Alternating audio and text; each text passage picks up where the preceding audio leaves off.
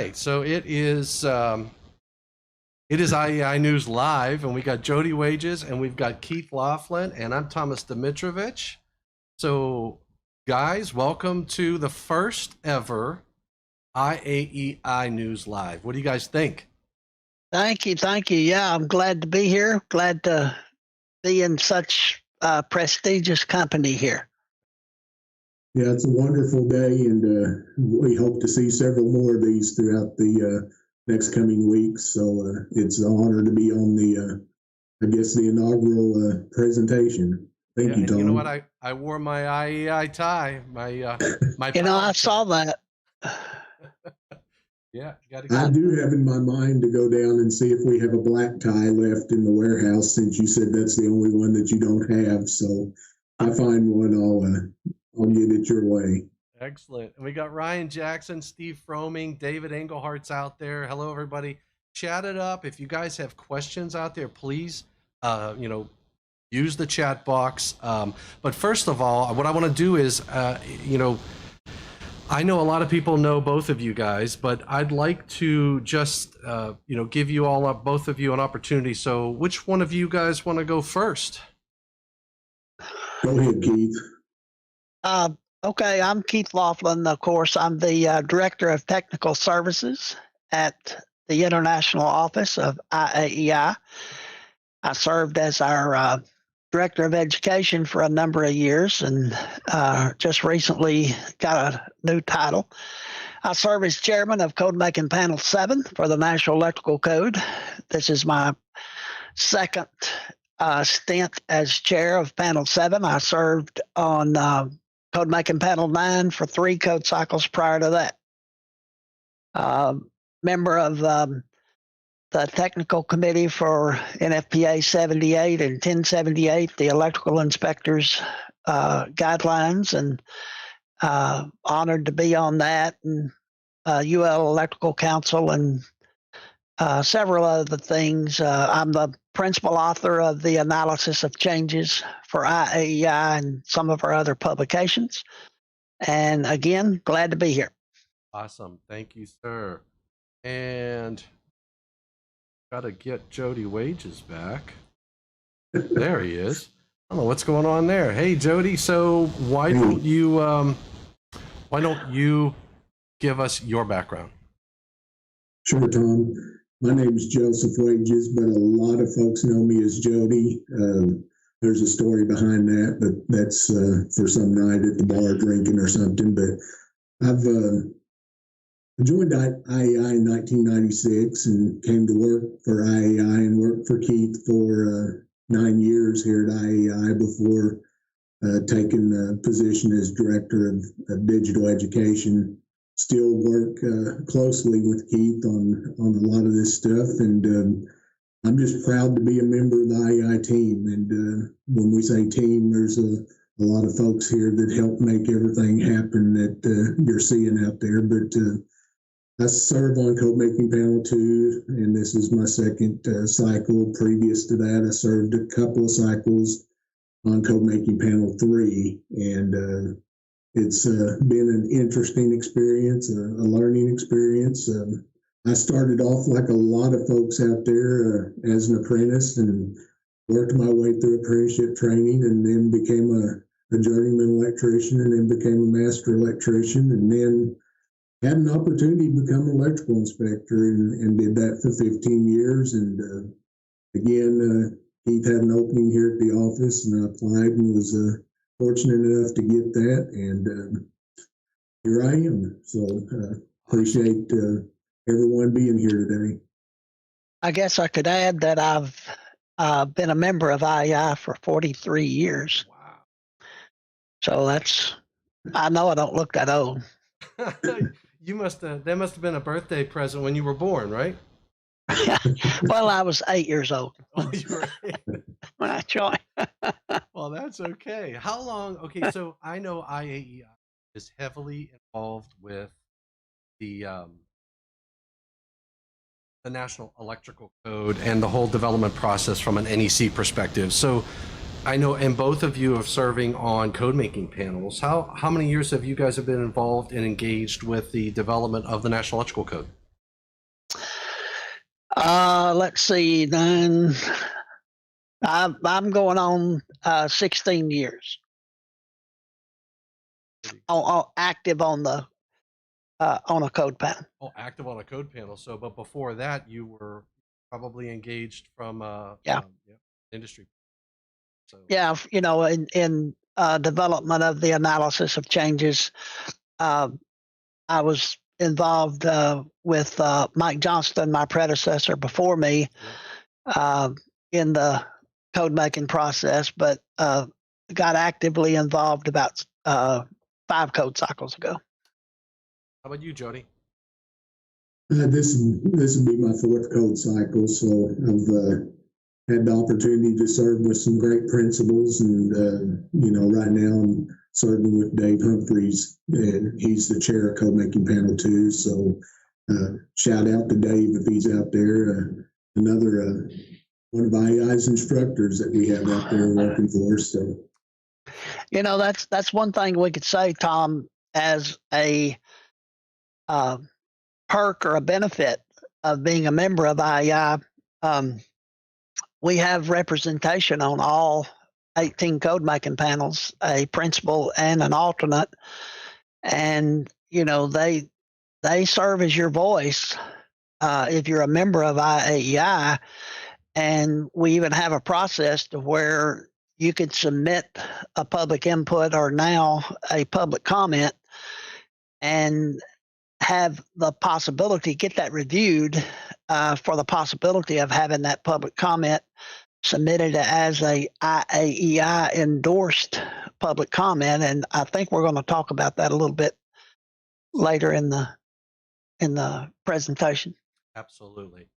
Yeah, I would love to. So that gets us right into the whole discussion point of the process. So if you think about the National Electrical Code goes through, and I don't know, you guys can correct me if you think I'm wrong here, but I usually I think there's the first draft, you have the second draft, you have the annual meeting. Those are just the only 3 places I believe you can actually make a change to the document, right?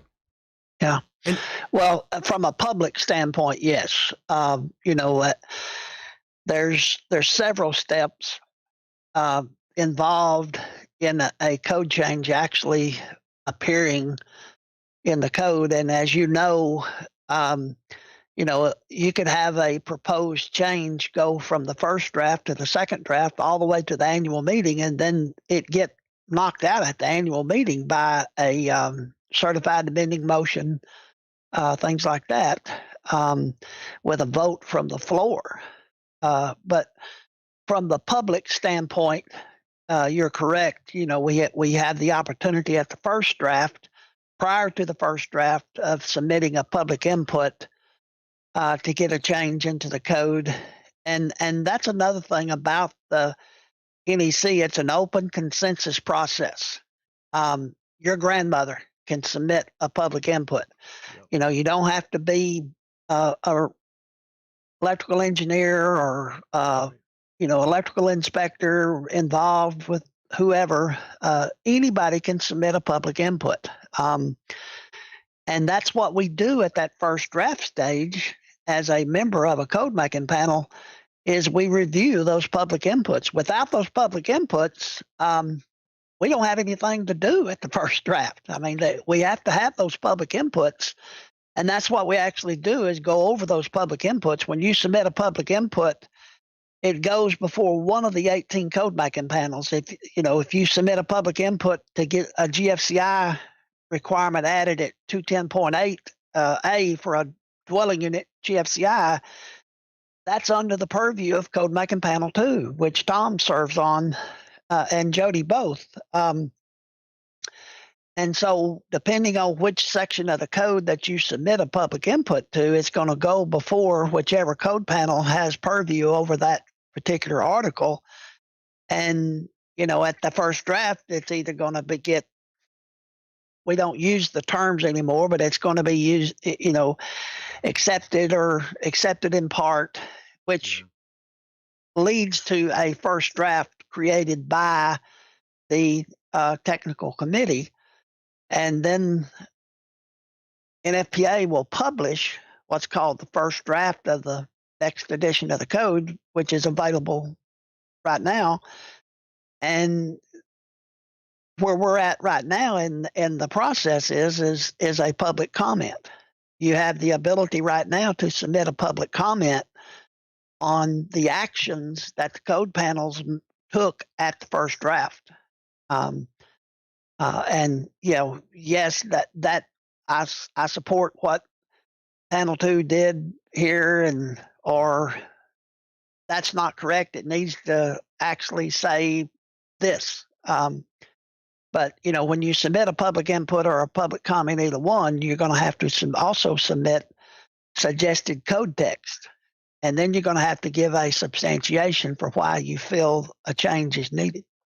And so we're in the public comment phase, to your point, and the public comment closing date is relatively short. I mean, you have a window to look at what happened in the first draft.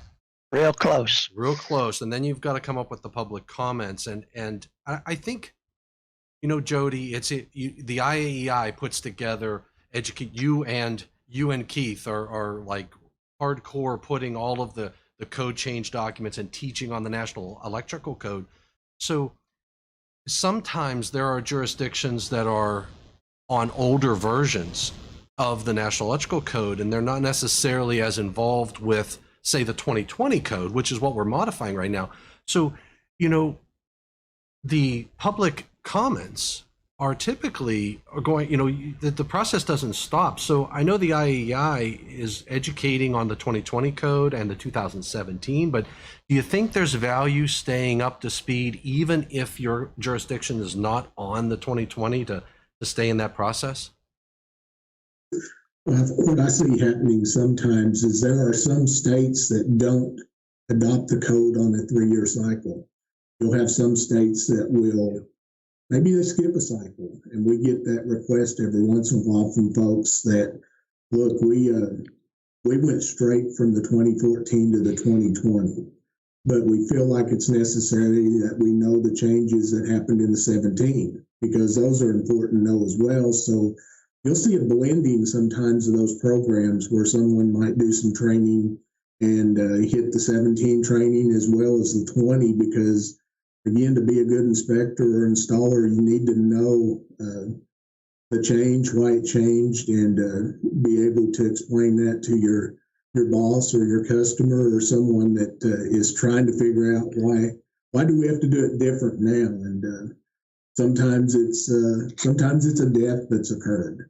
Unfortunately, someone's died because of a certain practice that now is a code requirement, and so it is very valuable to know those changes. There are some jurisdictions around the country that may still be on the 2014 NEC.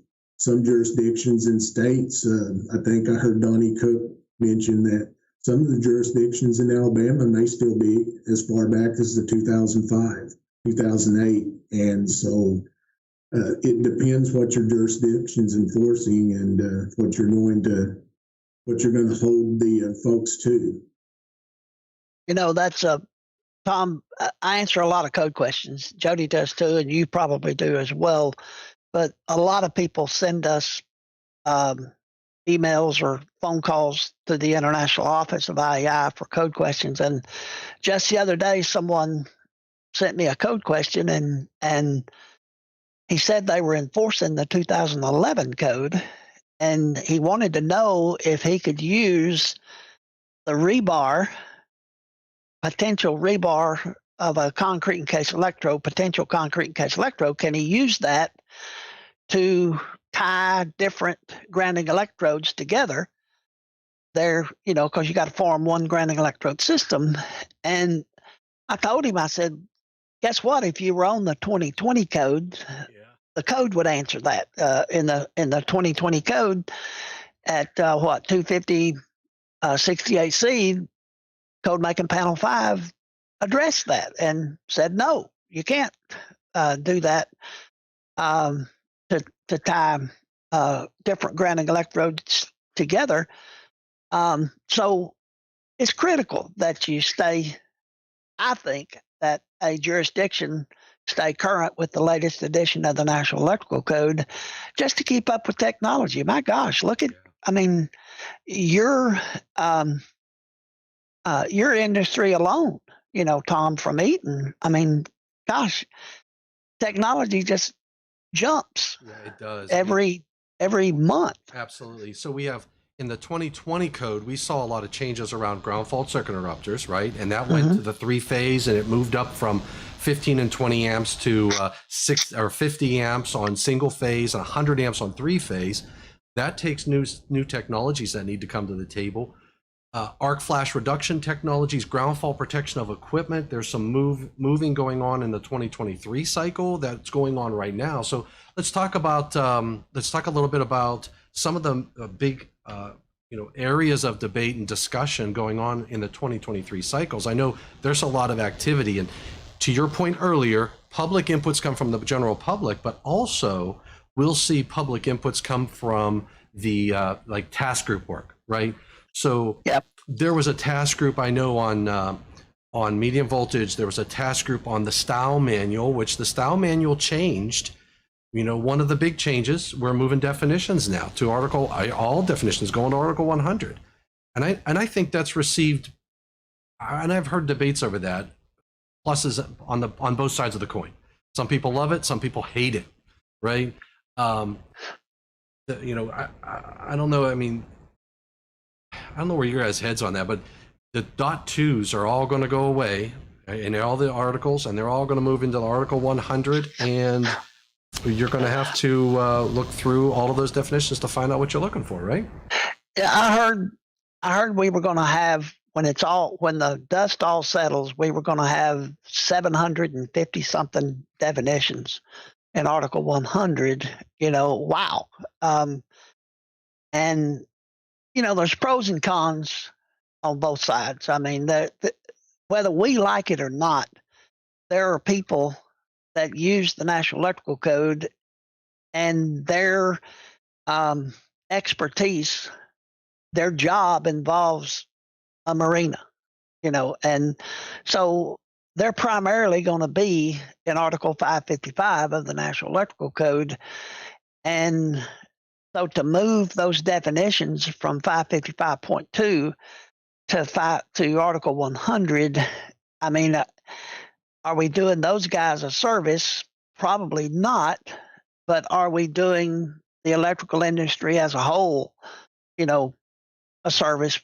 Probably are. So, I mean, there's pros and cons on both sides of it. Absolutely. I'm old school, so you know, I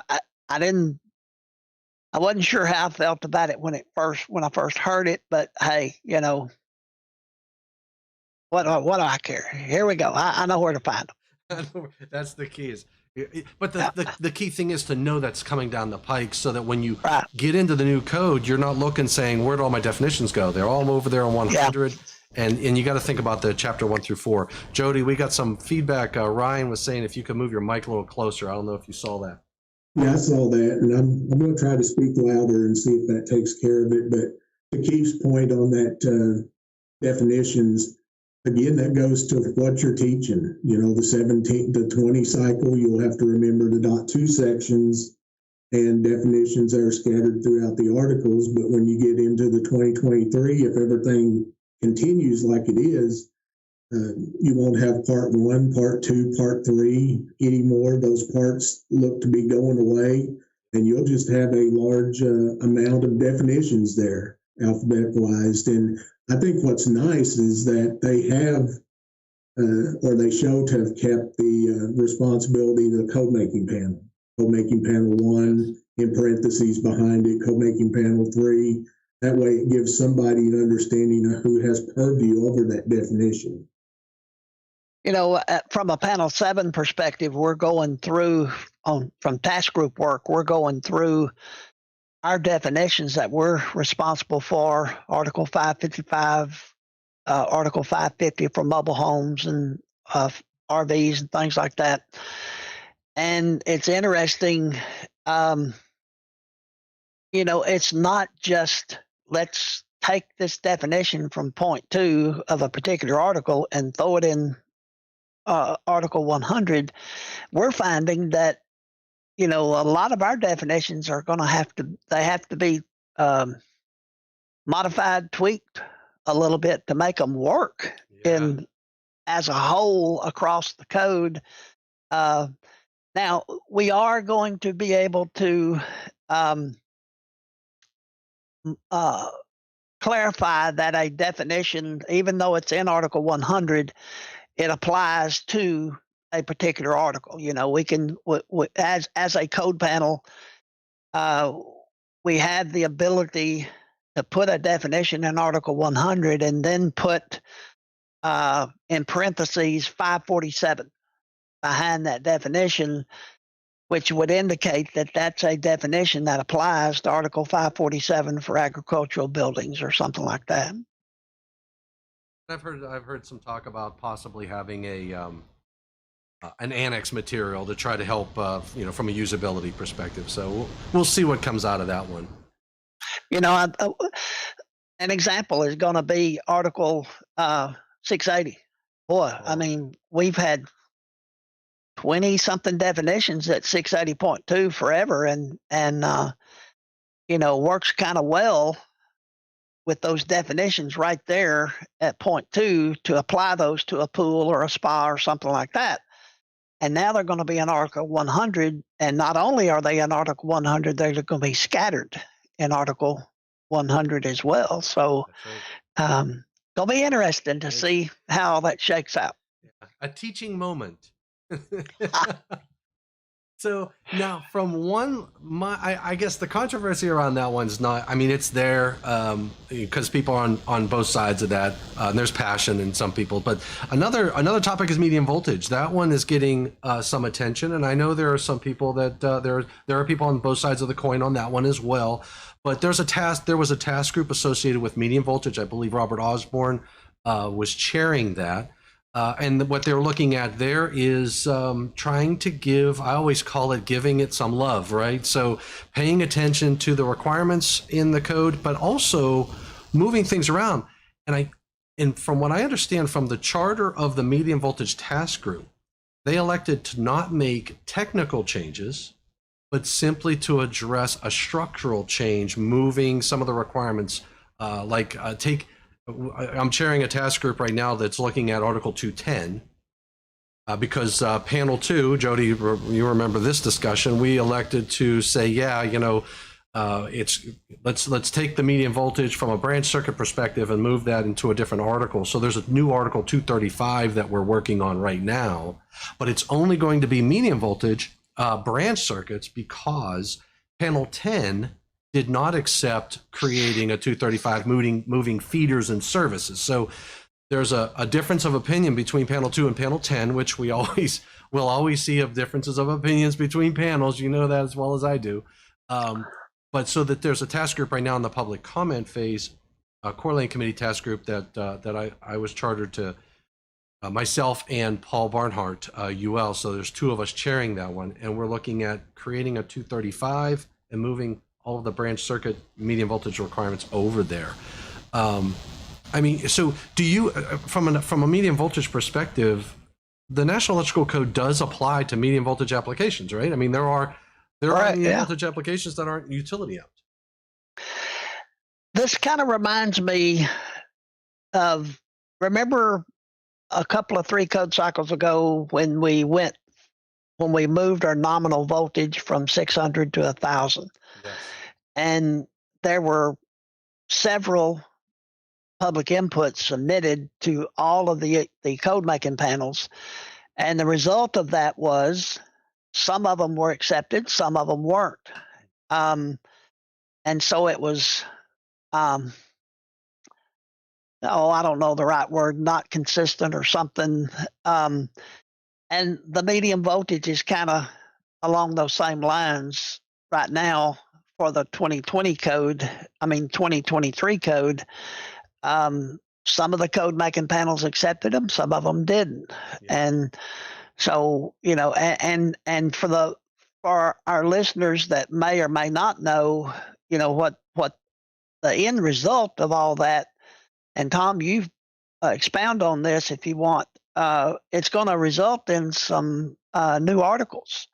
You said 235, and I believe there's a new proposed Article 255 for medium voltage dealing with grounding and bonding and some things like that. So when you get all 18 code making panels involved, guess what? You're not going to have consistent acceptance or rejection of something with the different. And each code making panel, you guys know, I mean, they kind of develop a personality, and depending, on the people that serve on the code panels, and you're just not going to get anything, consistent across the board when you involve.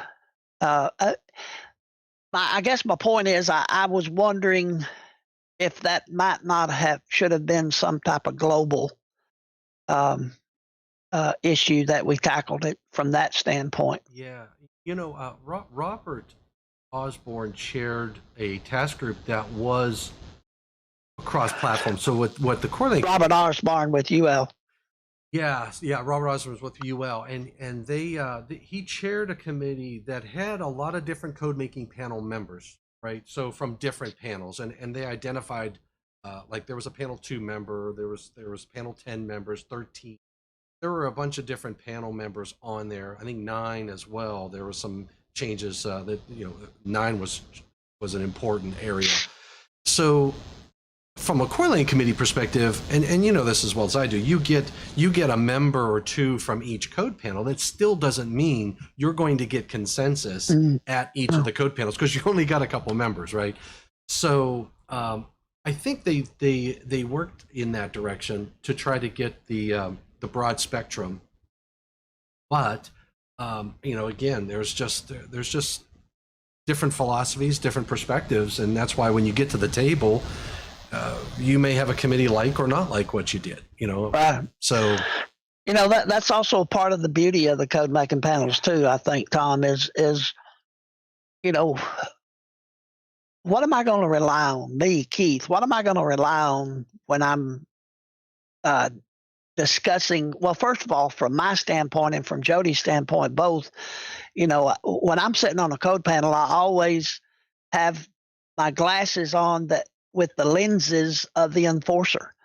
Everything that I look at is from an enforcer standpoint. Why? Because I represent the International Association of Electrical Inspectors. But what I'm also going to do is rely on my experiences. And my experiences are different than your experiences. And you're going to rely on your experiences. Jody's going to rely on his, and so on. And guess what? That's the beauty of a code making panel. Tom, hopefully in this whole process of creating Article 235, in the end, hopefully it increases usability and understanding of the code, where somebody can go and find the information without having to search through several different articles. It's probably like Article 690 was whenever it was moved into the code, or 694. You get something started and then you build on it. And this may be what happens in 235 is you get a good placement for all this stuff, and then you start adding more and more stuff into it, and it becomes better and better over maybe the next couple of code cycles. Let's face it too. I mean, your average everyday electrician installer, how much does that average Joe electrician, how much does he work on medium voltage? And matter of fact, it's actually kind of a specialized field with the installer, and which it should be. And last code cycle, if you recall, when we created a new article, when Panel 6 created a new Article 311, and they moved all the medium voltage requirements out of 310 into this new Article 311, and I was doing a code change class one day at a IAEI chapter meeting, and I happened to be doing co-teaching with a member of Code Making Panel 6. And I was kind of taken aback as we were discussing this new Article 311. This member of Code Making Panel 6 even said, basically what we did was took the medium voltage requirements out of 310 and got it out of the way of the people that use Article 310 on an everyday basis. And I thought that was an interesting comment from a actual member of Code Making Panel 6. Yeah. Yeah, and now the medium voltage is taking that 311 and they're going to make it 315. Yeah.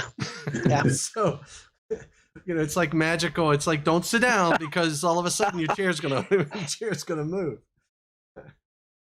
Yeah, so medium voltage is going to get some attention, and unfortunately, in my opinion, they didn't focus on the technical. They just moved things around. So we got to wait another 3 cycles, because what they're doing, or another 3 years, what they're doing now has identified some areas that need some attention from a technical accuracy perspective. But after the first draft, looking at, like, I'm chairing this committee and looking at branch circuits, and we're moving the materials from 210 over to 235, and we're recognizing, well, wait a second. Like, for example, on medium voltage, it's all 100% rated equipment. You don't do the 1.25 multipliers for the load calculation, but that's in there. So even if you're following the NEC now, in some cases, you're going to have to do the 1.25 when you're not necessarily have to, because it's 100% rated. So some places there's exceptions and some places there's not. So, but we can't fix it because that would be new material. Interesting. Yeah. So in any case, now the other one is another important area of growth from a technology, to your point, Keith. Oh my gosh, yeah. Is the whole power over Ethernet. I mean, wow. Yeah, wow is an understatement. I mean, it's amazing what they're doing these days and what they can do in these they're calling it power limited. Is it power? It's power limited circuits? I think so. That would be in, I'm trying to find the section now, or the article, because it's a whole new article that's focusing on this power limited circuits. LF something. I have to find my. Well, yeah, while you're looking for that, I mean, my gosh, you talk about an industry that is just busting at the seams, and just, I mean, you can't get code written and the pages dry before technology has changed in that particular realm of low voltage, power over Ethernet type of circuits. And I did a class one time, I don't remember, a couple of 3 years ago, and there had been quite a few places added in Chapter 8 that talked about PoE and power Ethernet, and we were talking about that change, and I just said, hey, how many of you in here, and it was a room full of a mixture of electricians and installers and inspectors, and I asked, how many of you are dealing with power over Ethernet circuits in your jurisdiction? And not one person, especially the inspectors, not one person raised their hand. And I said, I told them, I said, guess what? I guarantee you, every one of you guys have that in your jurisdiction. You just don't know it as of yet. So yeah, I mean, it's a huge growing technology that the NEC must address. You know what the drive has always been? They want to put more power over those small wires, right? And I know that's a struggle that I think, what panel is that? Is that panel 3 that deals with that? Panel 3, when I was 3 or 16, either one. Yeah. I think panel 3 was dealing with that somewhat when I was on it, and UL had done some reports about the the increase of bundling conductors and what that would mean to those conductors. But I'm not sure where it's at now. But I remember hearing Mark Cody and Susan from UL do a big report on that. And Ryan pointed out it's Article 726. It's a new Class 4 power systems, and they're calling it fault managed power. And the reason they call it that is, I mean, if you look at in the new 726.121, they tell us that the Class 4 circuits shall be supplied from a power source that has a peak voltage output of not more than 450 volts DC. 450 volts DC, yeah. Line to line, and 225 volts DC line to ground.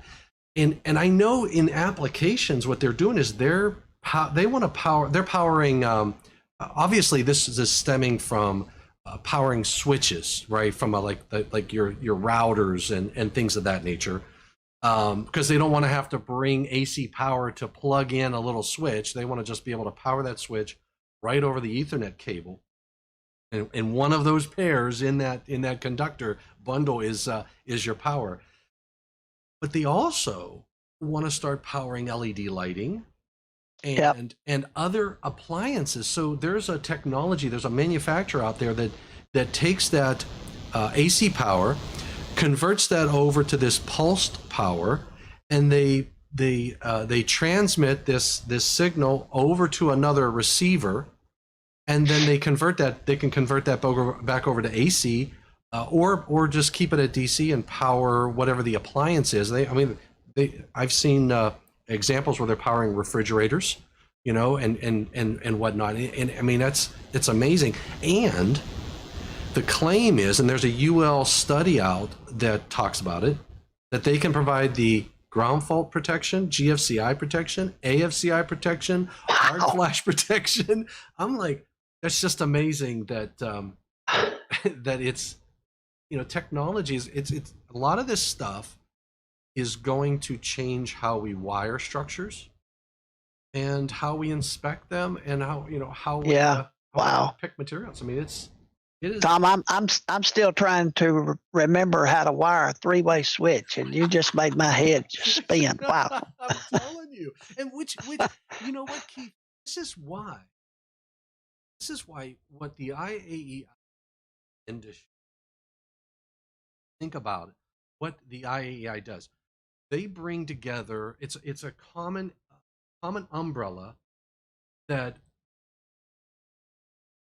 union, non-union, engineers, manufacturers, right, inspectors all get together in an environment where we share a common goal of understanding the technologies. We want to apply the products correctly. We want to make sure we don't kill anybody in the process, right, or burn down a structure. So the IAEI offers that umbrella of shelter for around knowledge, which I think, and this technology, whether you do it today or you don't, it's coming down the pike. Oh, what's the old saying? I mean, either get on the train or get run over by it. Either one, shoot. You're either on the train or on the track.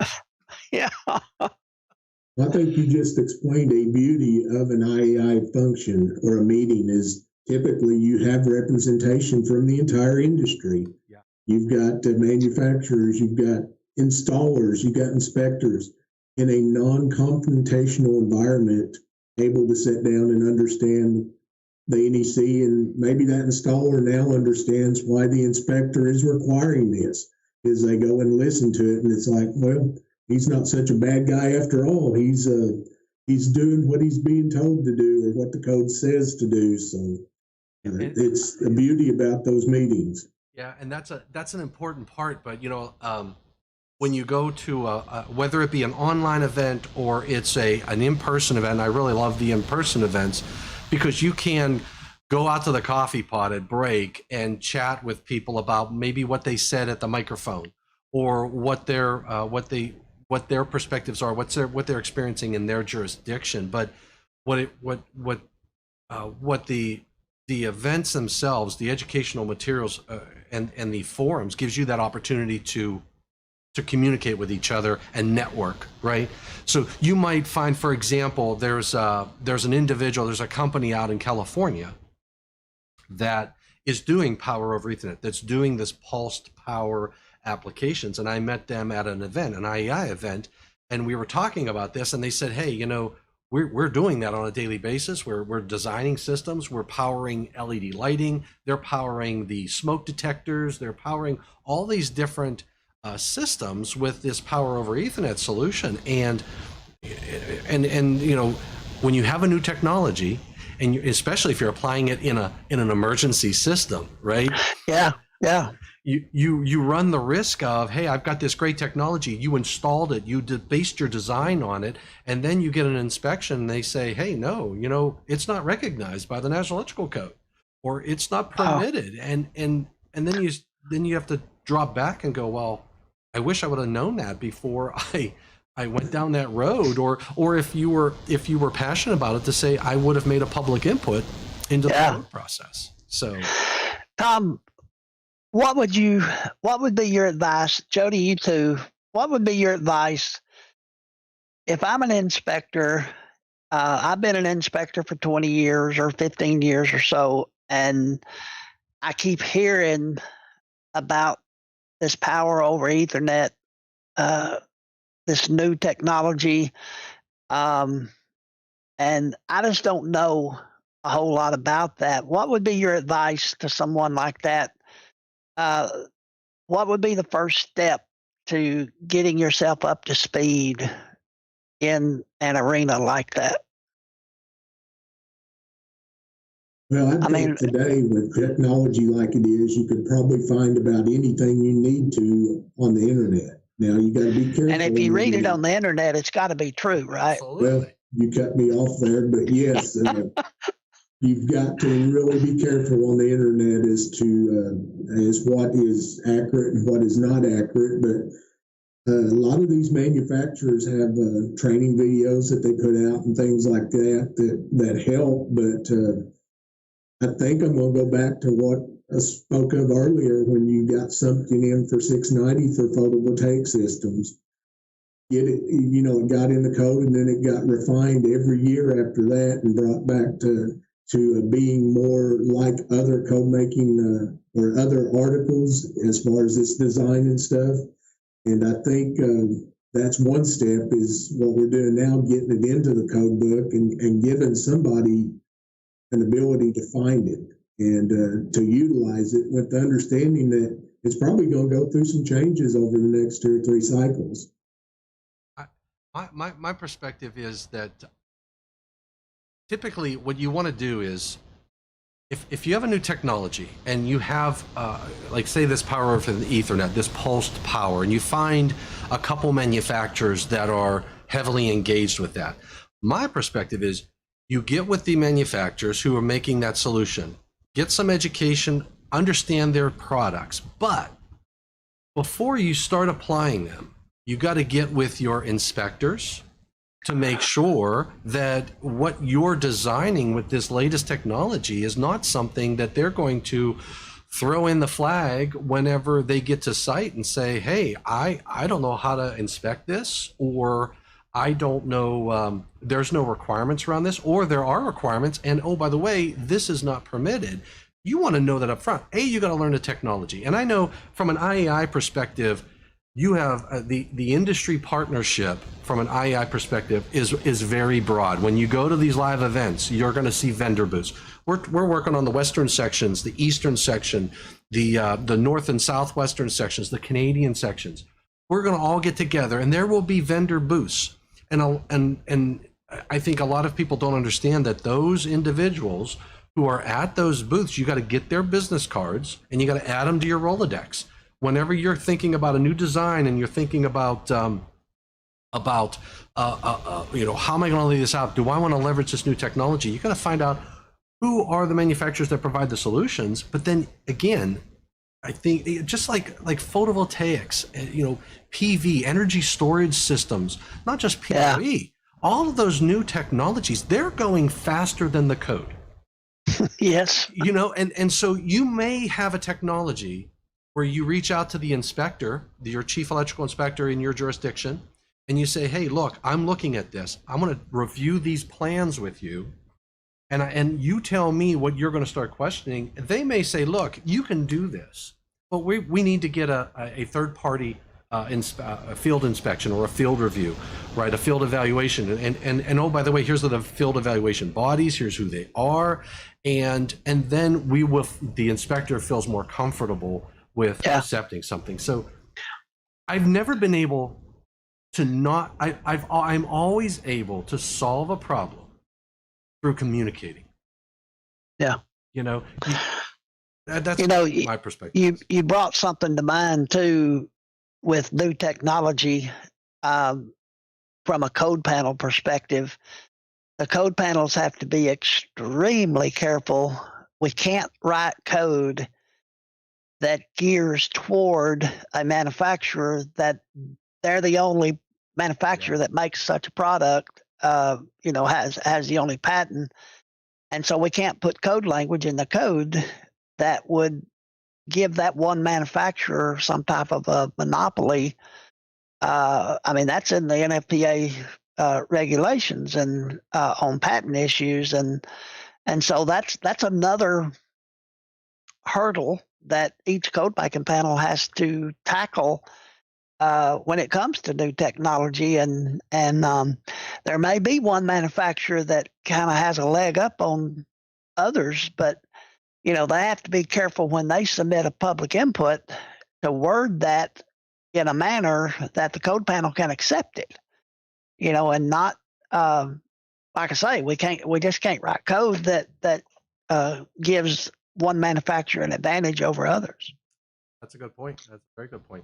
All right, so let's move into the discussion around GFCIs and ground fault protection of equipment. Two different technologies, but they're both getting some attention in the National Electrical Code. So GFCIs, Jody, you're a panel 2 guy, as am I. What do you in the 2023 cycle? What do we see in GFCI? We're going to see some new requirements, especially under 210.8b. Other than dwelling units, you're going to see aquariums, fish tanks, things like that have been recognized as an area where there's going to be some GFCI requirements around that. Also, buffet serving areas, an area that the substantiation came in and showed that we needed to look at that for GFCI protection as well. It's always interesting because some of this involves a death. Some of these things that require GFCI protection, be it a range, a kitchen sink, somewhere where the refrigerator in the garage, where someone comes in contact with it and is tragically electrocuted. We hate to wait to that stage in order to try to address GFCI protection, but it's just like you said earlier. It's not 15, 20 people that are sitting here making the code. It takes a lot of folks, and we need to hear from those folks out there that have ideas and see things happening like that, to where, as a code making panel, we can discuss it and address it. So, as far as sleeping areas in fire stations, police stations, things like that, where somebody's going to sleep, is going to see some AFCI protection.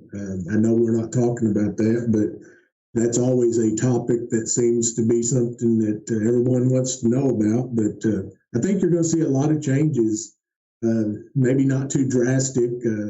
Hopefully one of these days we may see whole house inspection or whole house AFCI protection. You got close, and maybe you are there with 210.8 as far as GFCI protection for the whole house. There was one gentleman that's his substantiation was, it's time, let's do it. And I don't really think that's good substantiation, but you do have a movement there to provide that protection. Yeah, I know. Tom and I both serve on a task group that deals with GFCI terminology and all, and we actually met yesterday. Tom, talk a little bit about that special purpose GFCI that we were looking at yesterday. Yeah, so what's happening now is I believe it is in swimming pools in 680, yeah. They're recognizing a special purpose GFCI, which is not a Class A GFCI. And the way the first draft rolled out, they sort of, I think, caused some confusion with regard to a lot of people forget the fact that a GFCI, a ground fault circuit interrupter, is defined in the National Electrical Code as a Class A device, 4 to 6 milliamps. So anywhere in the code where you use the term ground fault circuit interrupter, it is a 4 to 6 milliamp. But there is another type of GFCI, which is what's called the special purpose GFCI, which is listed to an outline of investigation UL 943C, Charlie, I believe it is. And its trigger point is not 4 to 6, it's actually up around 20 milliamps. And 20, yeah. Yeah, and it's made for higher voltages, not your 120 volt or circuit. So it's for like the 480 volts. It's a ground fault protection for the three-phase higher voltage applications. And I know Nihad El Sharif, maybe we'll get him on the program one day to talk about that, because I know Nihad knows a lot about that. But that product was passed in the that's panel, is that 17 for swimming Yes. pools? Yep. So panel 17 added that language, and so to the first draft. It's not yes complete, but it's in the first draft. In the first draft. So what we're doing right now as a task group is just trying to make it align with the definition of a GFCI. And what we elected to do was add a definition for a special purpose GFCI.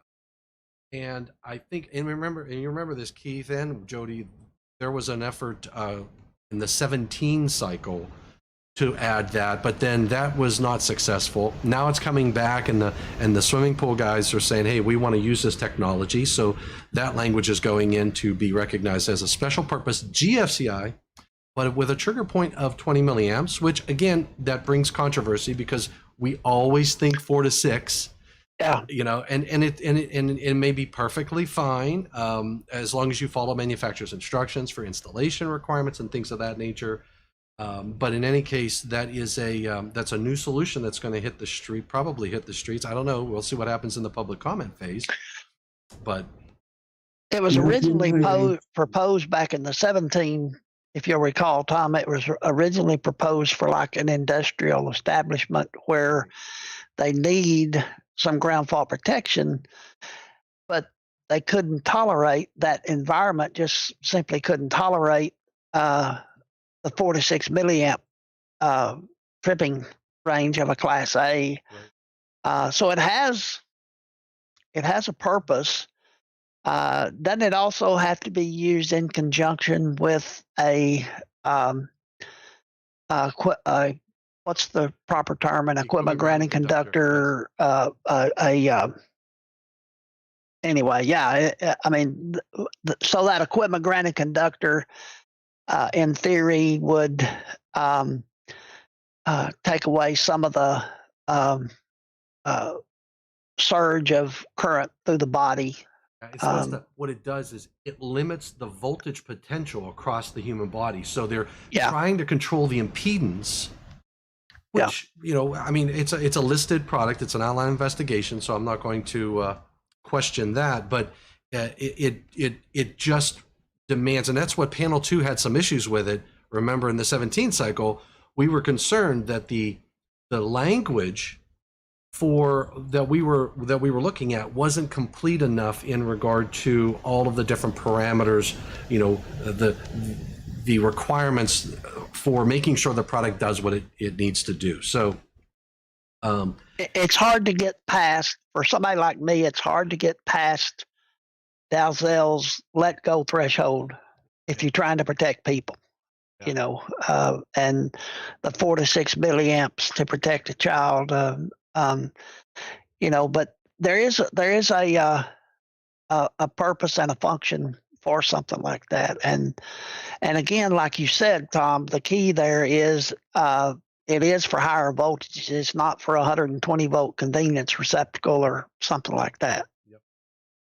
So you're going to always makes me smile because every time I hear the word special purpose, it just drives me back to the movie The Jerk and years ago and that one. But I can rest assured it's probably not that same topic that we're talking about. That's exactly right. Exactly right. So GFCIs are seeing some expansion into 10.8. Other than dwelling units, they're going to focus on the appliance location instead of the receptacle location. That's going to be a challenge for inspectors, in my opinion, to know where is the appliance going to be. Is the appliance going to be within 6 foot? It's easy to know where the receptacle is going to be because it's already in the wall and you can do a measurement. But in 210.8b, other than dwelling units, there and I think you know what happens in the second draft. We didn't make a lot of changes to 210.8a because we lumped everything together, and expansion to all circuits did not go through. But in the second draft, we're probably going to be looking at what happened in 210.8b and try to align 210.8a the same way, because we all know the electron does not know it's in a other than a dwelling unit, and so that's probably going to see some changes there as well. 210.8f, I know there's a lot of controversy with regard to compatibility with HVAC, but the outdoor outlets, we did not retard that. We actually increased the protection and application of 210.8f from a GFCI protection perspective. And that's, again, unfortunately, Jody, you hit it on the nail on the head that GFCI substantiation doesn't come from a technical argument of impedance. It comes from deaths, right? It's when we have people dying from shock, then it's like, okay, well, how do we address this? And it's GFCI, and we don't want to see people die from the legitimate use, especially of electricity. So. It's hard to get that loved one back after that happens, and boy, if it's something that could have been prevented, boy, I'd like to see something in place to take care of that. But at the same time, there's that line there where you need substantiation in order to do some of that stuff. We're running kind of short of time too, but I mean, we could do a whole podcast on 210.8f, and we will. Which we there right here on IAEI Live. We are going to do that. Yeah. So and then we have ground fault protection of equipment is moving from 1,000 amp trigger point to 800 amps. That's going to be a significant change. So GFPE, and that's at service entrance equipment from 1,000 amps to 800 amps and 230.95 or 85. 30.85? 87. 95. GFPE moving to 800 amps, 230.95. 230.95. Yeah. Is that what you're looking at? And 240. Well, that's another topic. Yeah. I was going to say 240.87, but that's a different topic. Yeah, and that's arc flash. So arc flash is going from 1,200 to 1,000. Yeah. So and the same thing happening for the fuses at 240.67 as well. So we're seeing increased levels of protection from an arc flash, increased levels of protection from ground fault protection of equipment, and we're seeing further expansion of GFCI. And I know, Jody, you brought it up. AFCI is looking to expand in some cases as well. And I know in the first draft it did get some expansion to firehouses, police stations, and things like that. So, all right. So we got a lot of activity going on in the 2023 cycle. IAEI is at the table on every single code panel, and the correlating committee. You got who? You got David Williams and Donnie Cook, I believe, has resubmitted his application after changing that's right. employment. I was wondering why I didn't see him on the list up in the correlating committee, and I only saw David Williams. Okay, that makes sense. So we are going to be doing these sessions on Tuesdays at noon. I know next week I'm going to be teaching a class at NTI, so what I'm going to probably do is record a session on the section meetings. So I've been meaning to do that to let people know about the IAEI section meetings. So I'll probably pre-record that, but it will go live at noon on next Tuesday. Any last words, Mr. Laughlin and Jody Wages? We're going to keep these to an hour. Oh man, I appreciate sharing the stage with you guys. When you share a stage with guys like you, it's easy to make me look smart. So, no, I'm just teasing. I love that. You know what? It does No, it's sound good, Keith. It sounds really good. Sounds like, wow, he made me a compliment. He says that when he's on stage with me, it's easy for him to look smart. No, it was an honor to be a part of this, and you know, with anything, it's just going to get better and better over time, and Yep. we'll have several more different folks out there that come in and talk about it. I know, I think you were talking about plan review, doing Yes. something on that at one time, so seems to be something that's very popular, but only thing I would leave folks with is, you know, do visit our website, www.IAEI on, let's see what that is, courses.org. We've got 61 on-demand courses sitting out there, and yeah, it's running at the bottom, but I went through and copied or counted those, and probably by the end of the year, we'll have upwards of 70, maybe 75 courses out there that's available. So hopefully you guys can find a benefit in that. On demand, training. anytime. Excellent. 2 o'clock in the morning in your underwear. That's right. Absolutely. And don't forget to subscribe to the YouTube channel. You got to hit that subscribe button, hit those thumbs up. And if you want to hit the thumbs down, you got to hit it twice. Just saying. And also, we had one comment before we go. It says, when is the IAEI coming to Trinidad to conduct a seminar and training of electricians and electrical inspectors on the updates to these codes? And that's by Shankaran Laya on Facebook. Well, what are we doing? When are you going to Trinidad, Keith? The minute we get invited and the minute we have a contract in place to pay for Jody's expenses, Okay, we're on our way. So if somebody wants a presentation from the IAEI in person, who do they contact? Do they contact you? They actually would contact Jody there at the international office, and we would be more than happy to set that up for them. Excellent. So you can call the international office, just go to IAEI.org and contact them. And we can, and those guys, you know, Jody's got his bags packed already for Trinidad. So Absolutely, yeah. saying. All righty, everybody. He's got that Speedo swimming suit he would take with him as well. So I'm not going. You just lost a sale, Keith. Yeah. Beautiful. Well, thank you, Keith and Jody. Thanks for joining in. Watch everybody for next week and every Tuesday at 12. Hooker by Crook, we're going to get you a program, a 1-hour session. So thanks for tuning in. Thanks, Susan, Felix, Ryan, and everybody else out there in YouTube, Facebook, and LinkedIn land for joining in. So take care, stay safe, and please stay healthy. And you two stay on, because after I close up shop here, I'm going to get back on with you guys. All right. Thank you. Thank y'all. Thank you. All right, guys. Take care, everybody. See you next week.